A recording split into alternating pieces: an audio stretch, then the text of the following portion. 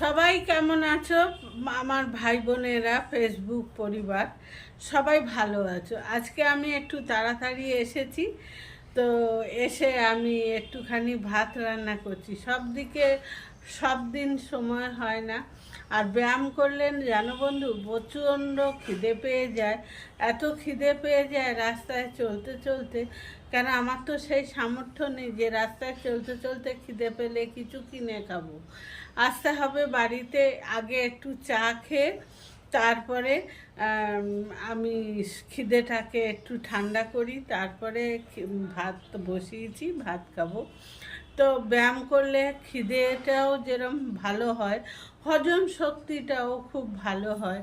তার জন্য আমি প্রাণায়ামও সকালবেলা করি। তখন তো প্রচণ্ড খিদে পেয়ে যায় করাতে করাতে, তখন বলতেও পারি না যে আমার খিদে পেয়েছে।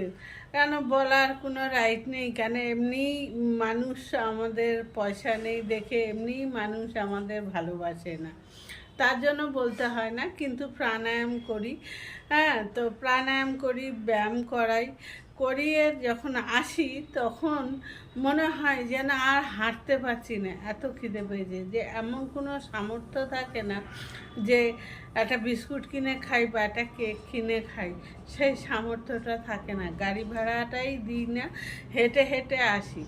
তো সবাইকে, আমার ভাই বোন সবাই ভালো থেকো, শুভ দুপুর।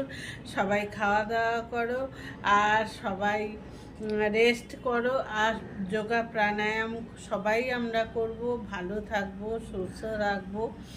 আর সবাই ভালো থেকো। গুড আফটারনুন, সবাই ভালো থেকো।